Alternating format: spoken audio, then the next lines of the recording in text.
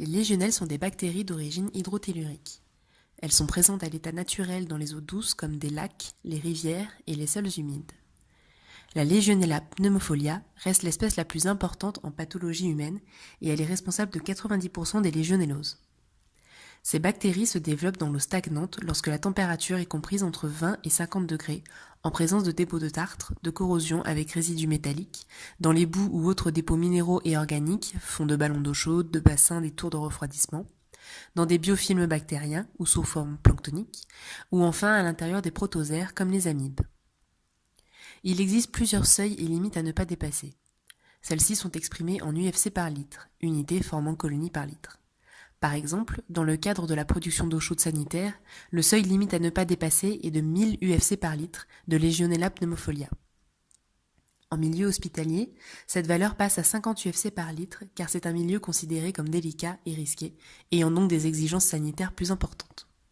Pour les tours de refroidissement, 3 seuils.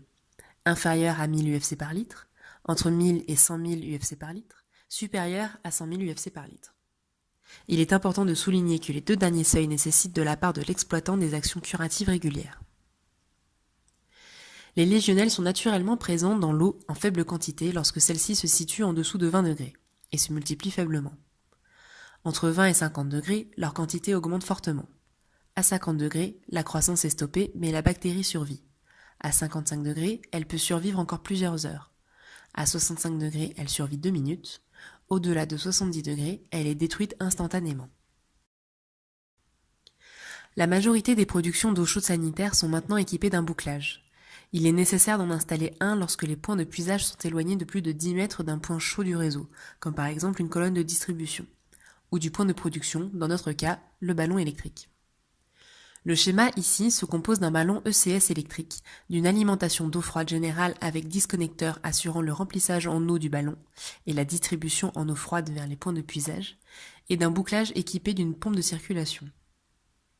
L'eau chaude contenue dans le ballon se diffuse dans le tuyau rouge et est pompée par le bouclage ici représenté en vert.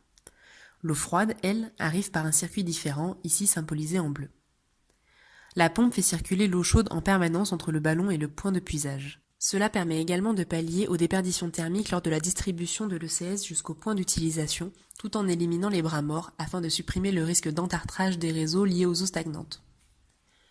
Pour l'utilisateur, c'est une solution de confort, lui permettant d'avoir de l'eau chaude instantanément à son point de puisage.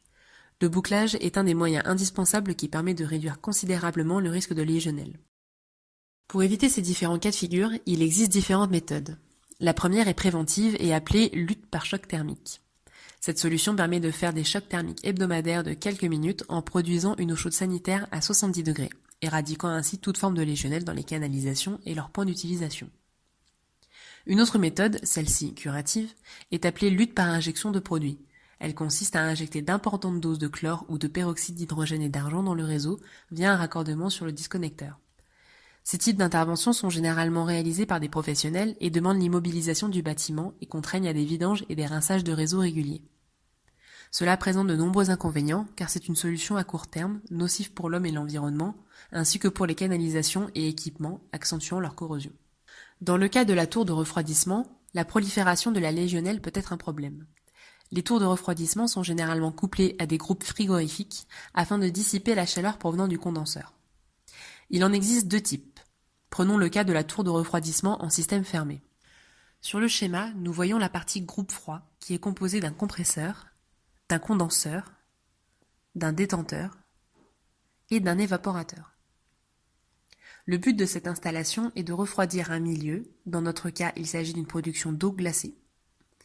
Les équipements qui composent ce système permettent les changements d'état de fluide frigorigène contenus dans l'installation. Pour optimiser le fonctionnement de cette installation, il est parfois nécessaire de mettre en place une tour de refroidissement. Elle permet d'augmenter les échanges thermiques au niveau du condenseur afin d'améliorer le refroidissement du fluide frigorigène du système.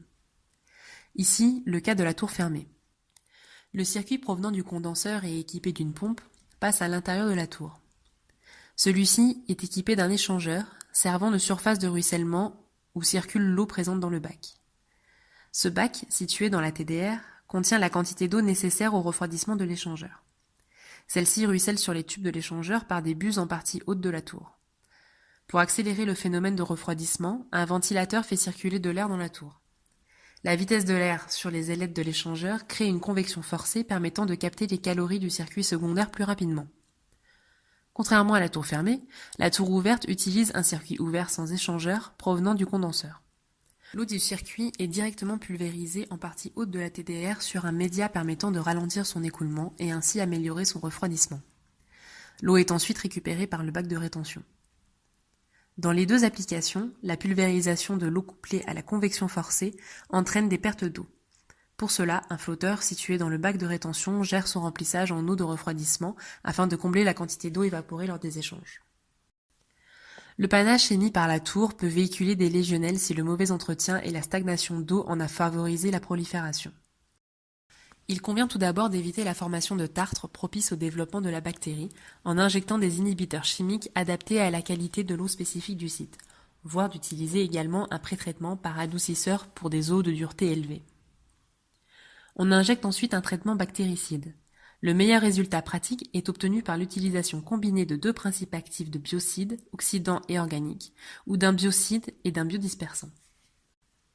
Dans le cas d'un mauvais entretien de l'installation, la bactérie se développe dans l'eau stagnante jusqu'à se retrouver dans la vapeur d'eau. Elles peuvent ainsi être transportées loin du point de production, dont elles sont issues à l'origine.